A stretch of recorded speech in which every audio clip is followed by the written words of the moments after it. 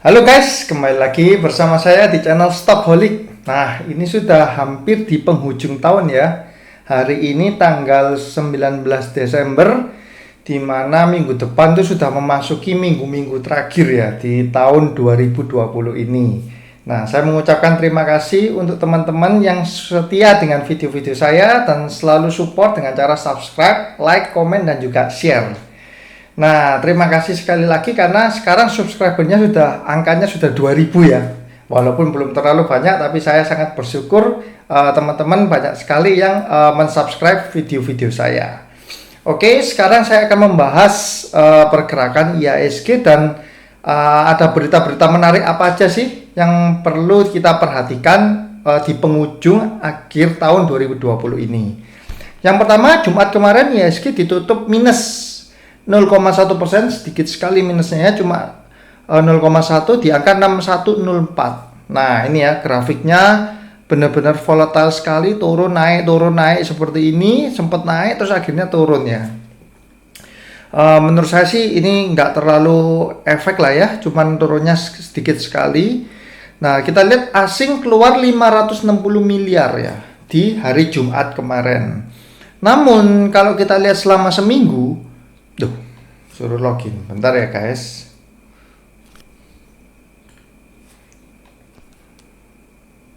Nah, kalau kita lihat selama seminggu, asing buy 1,04 triliun ya, yang all market gak usah diperhatikan karena ada transaksi nego ya, kalau nggak salah di saham ARTO. Nah, jadi kita lihat yang regular market aja, asing masuk 1 triliun seminggu kemarin. Untuk pergerakan IHSG sendiri tetap terus naik ya, sudah jebol 6.000, langsung tembus 6.100. Jadi selama 1 bulan ini IHSG benar-benar naiknya kenceng sekali, efek window dressing juga, dan memang saya lihat BUMN ini naiknya sudah tinggi banget lah, saham-saham BUMN kenceng banget naiknya. Nah, kemudian saya akan melihat dari ini ya, pergerakan harga emas. Emas rally naik. Nah, ini ya, sempat turun, terus ini sempat turun langsung rally naik terus. Ini ada kemungkinan sampai awal tahun depan emas ini akan rally dan mencoba menembus di level 1900 ini. Nah, ini merupakan sentimen yang positif untuk emiten gold ya, emiten emas. Ada Antam untuk yang blue chipnya, yang second linernya ada biasanya PSAB dan SQMI. Nah, seperti itu. Jadi emas juga di di toko-toko emas juga naik ya. Sekarang sekitar 840, 850 lah kurang lebih. Kemudian kita lihat dari sektor coal, batu bara angka di 80-an, masih kurang nggak terlalu ada pergerakan signifikan ya. Kemarin sempat turun di level 79-an, sekarang sudah kembali lagi ke level 80-an. Jadi coal masih belum terlalu menunjukkan pergerakan lagi setelah rally yang kencang habis ya, dari 60-an sampai sekarang sudah angka 80. Oke, nah sebelum menganalisa saham, saya akan membahas beberapa topik ya. Yang pertama adalah gembar-gembor berita bahwa akan ada biaya materai untuk setiap kali trade confirmation. Nah, memang sampai sekarang belum ada berita yang pasti ya mengenai materai setiap TC ini ya. Cuman untuk teman-teman tahu supaya nggak salah paham, TC itu keluar setiap 1 hari itu sekali. Jadi artinya kalau misalkan ini materai jadi, itu bukan berarti setiap kita transaksi beli terus kena materai 10.000, kita jual kena materai 10.000, enggak. Tapi dalam kita 1 hari misalkan 10 kali transaksi, nah yaitu dalam 1 hari itu cuma keluar 1 TC, itu keluar 1 kali, yaitu biaya materai 10.000. Nah, cuman ada simpang siur informasi apakah akumulasi transaksinya harus di atas 5 juta baru kena materai atau enggak. Nah, itu masih simpang siur. Saya coba bikin analogi, cara saya bikinkan ini ya, simulasinya kalau kita perhitungannya, kalau kita beli dengan jumlah yang kecil ya, supaya kita tahu kira-kira kita beli berapa sih kalau nggak mau rugi nih kena materai. Ini saya asumsikan misalkan kita beli suatu saham di harganya 1000 sebanyak 500 lot. Berarti kan 50 juta nih. Nah, kita kena fee buy 0,15, fee sell 0,25, materai saya hitung 10.000 ya. Contohnya seperti ini. Nah, kita buy 1000, harga 1.500 lot kena tax buy itu 75.000. Fee buy kan 75.000. Misal kita jual di harga 1.020. Artinya kita untung 20 perak kan. Berarti 51 juta. Kita kena tax sell 0,25% yaitu 127.500. Berarti kita punya keuntungan bersih itu adalah 787.500. Ini saya sudah potong ini ya, potong biaya materai 10.000. Nah, artinya kita untung 1,57%. Seperti itu. Kita untung 1,57%, kena materai 10.000. Nah, materainya itu bobotnya adalah 1,2% dari keuntungan kita. Kalau kita transaksi 50 juta, menurut saya masih worth it lah. Kenapa? Karena beban materai ini cuma 1,2%. Dengan kita margin keuntungan 1,5% ya, 1,5%. Nah, gimana kalau transaksinya ternyata lebih kecil, katakanlah cuma 50 lot nih. 50 lot berarti 5 juta rupiah kan. Kita beli saham 5 juta, kena tax 7.500, kita jual 5,1 juta, kena tax 12.750. Berarti kita untung bersih adalah 69.000. Atau setara 1,39% dari kita beli ini 5 juta ini kan. Nah, beban materainya itu menjadi 14%. Nah, ini sudah cukup gede. Kenapa? Karena ibaratnya itu kita kena potongan atas keuntungan tuh 14%. 10.000. Jadi materainya 10.000, kita cuan bersihnya itu 69.000. Sekitar 14%. Jadi kalau menurut saya 5 juta ini angka yang terlalu kecil kalau kita mau trading, dan kecuali kita bisa alarmnya bunyi. Nah, kecuali kita bisa profitnya itu bukan 1% ya. Misalkan kita sell-nya di 1.100. Nah, 10%. Nah, kalau ini kita untungnya 468.000, biaya materai cuma 10.000 kan. Jadi sekitar 2% aja bobotnya. Nah, ini masih oke. Cuman untuk teman-teman yang sukanya scalping, ya nggak bisa dengan nominal yang cuma 5 jutaan. Yang ngambil persentase cuma 2-3%, berat ya. Kena materai. Nah, paling minim kalau menurut saya tadi coba hitungan simulasi itu adalah di angka 10 juta rupiah. Ini saya asumsikan materai 10.000 ya. Kalau misalkan materainya ada 3.000, ada 6.000 ya mungkin perhitungannya beda lagi. Cuma ini gambaran aja untuk teman-teman ya. Kalau ini kita asumsikan kita beli 100 lot, 1.000 kan berarti 10 juta. Kena pajak 15.000. Kita jual 1.100 nih. Jangan 1.100, kebanyakan. 1.020. Scalping lah, saya anggap scalping lah. 1.020 ya. Kita jual 10.200.000, berarti kita untung 149.000 atau setara 1,49%. Di mana materai itu bobotnya menjadi kurang lebih 6%. Nah, ini bobot yang menurut saya ya masih lebih oke lah, lebih masuk akal daripada tadi bobotnya di atas 10% ya. Jadi pendapat saya pribadi, kalau kita mau trading dengan ada biaya materai minimal itu harus 10 juta, atau kita jangan bermain scalping, tapi kita bermain swing trade yang berharap potensi keuntungannya itu sekitar 10% lah, minim 10 sampai 20%. Jadi kita swing trading. Nah, itu yang pertama saya ingin bahas supaya teman-teman juga ada gambaran ya tentang heboh lah kan kasus materai di TC ini kan sempat heboh lah sampai ada petisi-petisi segala ya. Yang kedua saya akan membahas masalah sovereign wealth fund. Nah, ini pasti banyak yang bingung apa sih maksudnya sovereign wealth fund itu. Jadi begini, di suatu negara itu kan pasti kayak Kementerian Keuangan, dia pasti kayak bendaharanya negara lah. Jadi dia akan mengatur dana-dana kan, alokasi ada cadangan devisa lah, ada yang untuk konsumsi segala macam. Nah, sovereign wealth fund ini adalah suatu lembaga atau badan usaha yang dibentuk dengan tujuan untuk mengelola porsi investasi saja. Nah, porsi investasi yang dimana alokasinya itu adalah ke investasi-investasi yang menghasilkan recursive income. Recursive income itu adalah income yang continuous terus misalkan setiap bulan atau setiap tahun. Seperti itu.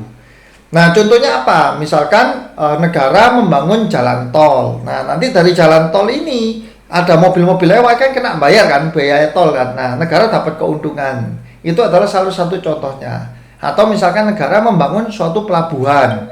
Nah, ketika pelabuhannya beroperasi, kan otomatis ada biaya-biaya yang dikeluarkan. Itu negara dapat lagi.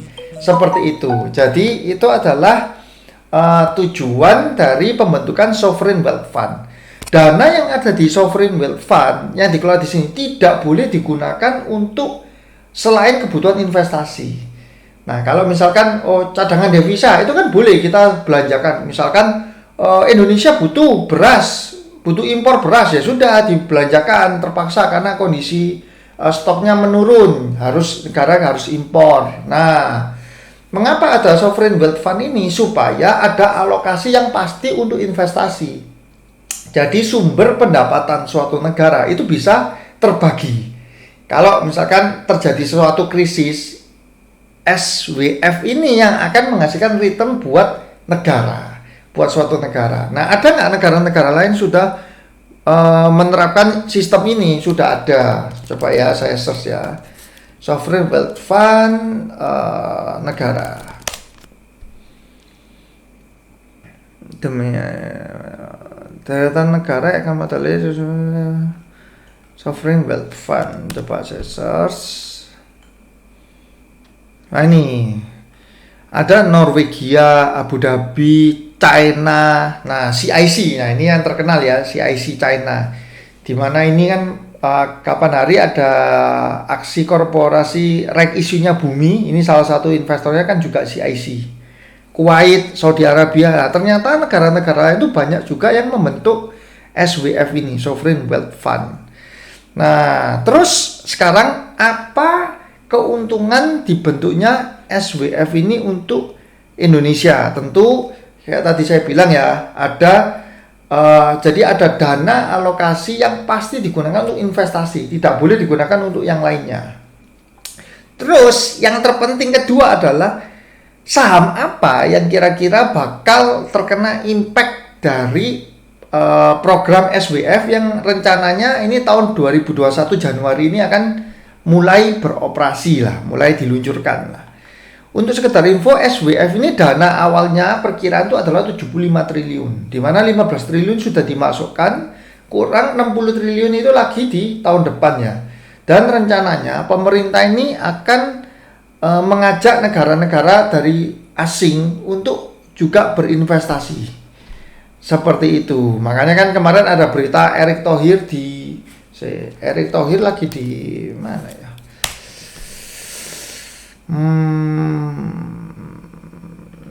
Dia pergi ke Arab kalau nggak ke Arab mana ya? Ini. Jadi para pejabat ini sekarang lagi menemui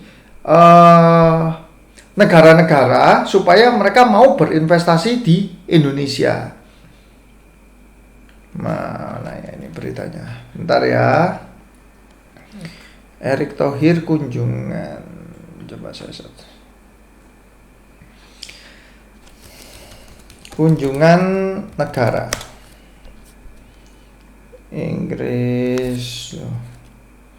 Nah, ini dia bilang ada investor Jepang tertarik juga. Terus jadi Erick Thohir ini mencari investor-investor juga ya, Abu Dhabi kalau nggak salah. Ya, di Abu Dhabi ya. Nah, Uni Emirat Arab, perjalanan dinas ke Abu Dhabi. Jadi Erick Thohir pun mencari investor-investor supaya mau memasukkan dana di Indonesia. Nah, sektor apa yang menarik dengan program SWF ini? Ini adalah yang pertama tentu adalah sektor infrastruktur. Jadi kenapa? Karena nanti kalau kita lihat dari historisnya, biasanya dana ini akan lebih digunakan untuk pembangunan jalan tol, terus pembangunan pelabuhan seperti saya tadi bilang ya. Intinya pembangunan infrastruktur di mana membutuhkan kontraktor-kontraktor kan. Nah, tentu saja kontraktor BUMN ini pasti akan diuntungkan. Itulah mengapa kok saham-saham Nah, ini ya, infrastruktur ini gila-gilaan ini, naik nggak berhenti-berhenti. Sejak Oktober ini terus dia. Dan menurut saya pekan depan, minggu depan ini itu masih bisa diperhatikan. Kenapa? Karena SWF ini nanti bukan cuma 75 triliun aja, dia berencana itu sampai ratusan triliun. Nah, teman-teman bisa bayangkan ya, kalau digelotorin dana ratusan triliun, otomatis banyak sekali proyek-proyek akan berjalan. Nah, itu tentu akan menguntungkan perusahaan-perusahaan konstruksi sektor BUMN. Nah, jadi ada 3 pilihan ini, Wika, Waskita, PTPP. Nah, kira-kira yang menarik yang mana sih? Sebenarnya ada lagi, yaitu ADHI ya, Adikarya. Wika kita misalnya kan bisa lihat ya, secara fundamental, kalau menurut saya pribadi dia salah satu yang the best secara fundamental. Dia ada PBV di 1,1, PE ratio 300. Nah, PE ratio-nya lagi parah memang tahun ini semua konstruksi ya. Terus dia kepemilikan negara Indonesianya ada 65%. Jadi cukup besar kepemilikan Republik Indonesia di saham Wika ini. Tahun 2020 dia masih mencetak net profit ya. Terus yang kedua adalah Waskita. Nah, Waskita ini mencetak rugi bersih. 9 month 2020 masih rugi 2,6 triliun ya. Cukup parah. Tapi secara book value dia lebih murah, yaitu 0,8. Kalau tadi Wika kan 1,1. Nah, PE ratio karena dia rugi dia pasti minus 7 kali. Kepemilikan Indonesia yang ada 66%, lebih banyak 1% daripada Wika. Nah, WSKT ini diuntungkan karena saya ada membaca-baca artikel juga, dia ini salah satu yang paling banyak megang ruas jalan tol. Seperti itu. Jadi kalau seiring dengan programnya SWF, dia ini salah satu yang paling diuntungkan, Waskita. Terus terakhir adalah PTPP. Nah, PTPP masih mencetak laba bersih juga. Book value-nya hampir sama dengan Waskita ya. PE ratio-nya 416 kali ya, wajar lah di tahun pandemi ini semua kayak gini lah untuk konstruksi lah. Kepemilikan negara itu hanya 51%. Jadi ini kepemilikan negaranya paling kecil ya di PTPP. Nah, sekarang harga di 1.700-an ya. Ini PTPP 1770, Waskita 1.500, Wika 1.980. Kalau tahun 2019 kemarin, kalau teman-teman ngikuti infrastruktur ya, Wika dan PTPP itu harganya itu selalu seiringan, seperti KF dan INAF. Selalu ya kurang lebih lah so-so lah. Nah, tahun ini ada gap ya, ada gap yang lumayan hampir 10%, 1770 ke 1980, di mana Wika mulai meninggalkan PTPP. Kalau menurut saya ya wajar lah, secara fundamental juga Wika ini juga cukup oke. Nah, jadi 3 sektor ini menurut saya pilihannya ada di Wika atau Waskita. Seperti itu. Secara keuangan memang Wika kinerjanya yang positif, Waskita masih minus ya. Cuman ya itu tadi ada suatu kelebihan dari Waskita di proyek ruas jalan tol. Seperti itu. Jadi teman-teman bisa pertimbangkan lah antara 2 saham ini. Kemudian selain ini apalagi, tentu dari BUMN yang jasa marga, JSMR ya. Nah, JSMR sendiri juga mengalami kenaikan yang signifikan ini. Nih, saham ini naik dari September sampai Desember kemarin. Bentar ya, ini handphone saya kok bunyi-bunyi terus. Saya silent dulu. Oke. Nah, naik terus sama seperti di infrastruktur, di mana lagi highest-nya ya dibandingkan bulan Juni. Dari Juni ini kan Juni sampai Desember ini dia paling ujung. Nah, secara fundamental dia masih belum kembali ya ke harga tahun lalu, tapi sudah mulai mendekati di mana 5.000-an. Coba saya cek historisnya di 2019, 2018. Oke. Kok MEPMX apa namanya? JSMR. JSMR tertinggi di 6.600 ya. Highest-nya 6.600 di 2018. Kemudian dia sempat menyentuh angka 6.000-an. Nah, sekarang di angka 4.000-an. Jadi JSMR ini juga salah satu yang cukup menarik juga. Nah, porsi negara ada 70%. Seperti itu. Untuk tahun ini dan mungkin tahun depan ya, kalau saya boleh bilang ya, kita lebih berfokus ke saham-saham BUMN ya. Karena saya melihat kok ada pemerintah ini sedang ingin memulihkan BUMN. Apalagi Erick Thohir ini saya lihat juga orangnya agresif banget, dan dia ini juga orang pasar modal loh. Jadi dia juga mengerti lah tentang dunia saham ini. Bukan cuma orang pebisnis saja, tapi dia juga orang pasar modal.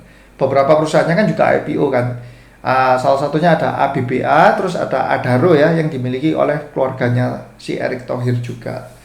Nah, jadi BUMN menurut saya sangat menarik lah dibanding perusahaan-perusahaan swasta untuk sekarang dan tahun depan lah ya. Mungkin awal-awal tahun depan kita bisa melihat terus itu di saham-saham BUMN.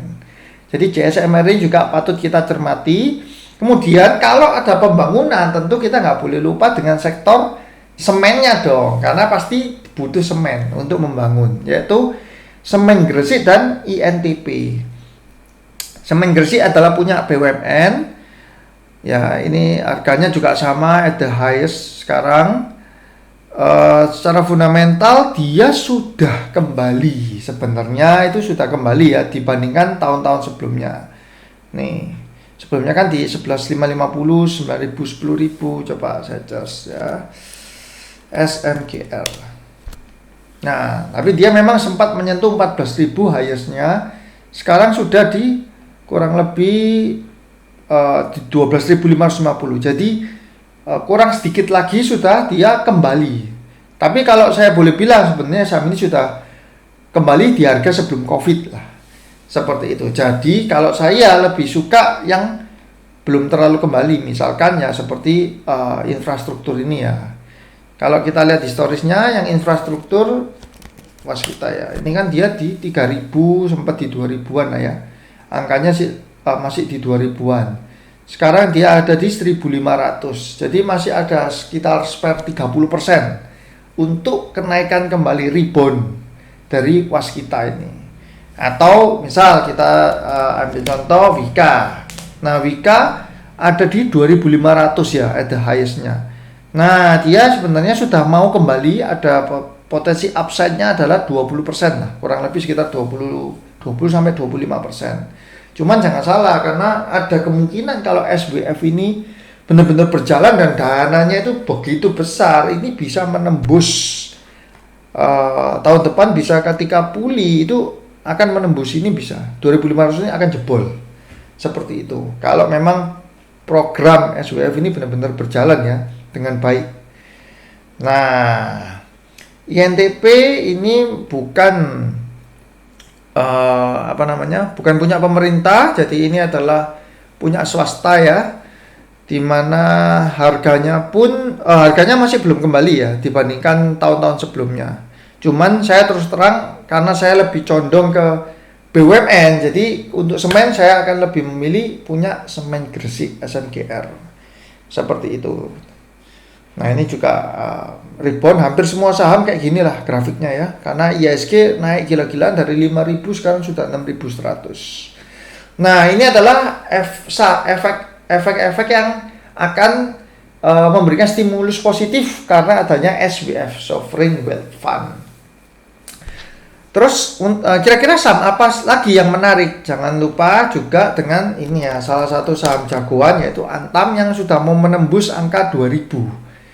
Nah, ini orang-orang sampai geleng-geleng lah. Kenapa? Karena Antam ini sejarahnya dari dulu ya, itu sahamnya nggak kemana-mana. 600 saja, 600, 700, seperti itu. Dan tiba-tiba ini sekarang sudah mau 2.000 sama Antam. Mengapa? Karena dia ada di boosting oleh sektor nikel ya, karena dia ada produksi juga untuk nikel, walaupun tidak paling besar di Indonesia ya, cuman dia sudah punya nikel. Kalau teman-teman perhatikan video-video saya sebelumnya, nikel itu adalah mungkin the next diamond-nya untuk komoditas. Jadi nikel itu sangat diperlukan lah, dan jumlah nikel itu mulai menipis stoknya. Indonesia salah satu penghasil nikel terbesar di dunia. Seperti itu. Jadi kemungkinan harga nikel ini akan terus naik, menunggu baterai lithium juga kan. untuk mobil listrik, dan Tesla kan juga sudah mau invest di Indonesia. Antam ini juga patut kita perhatikan, target price-nya kan 2000 ya. Terus apalagi ya? Nah, kemarin juga ada kebangkitan Bakri Group ya, di mana BRMS, terus ada Bumi sekarang sudah 81, sudah nggak gocap lagi. Sebelumnya kan tidur terus ya. Bumi sahamnya tidur di 50, sekarang sudah 80-an levelnya, BRMS sudah 80-an. Terus kalau kita lihat energi sudah tembus 100 bahkan ya.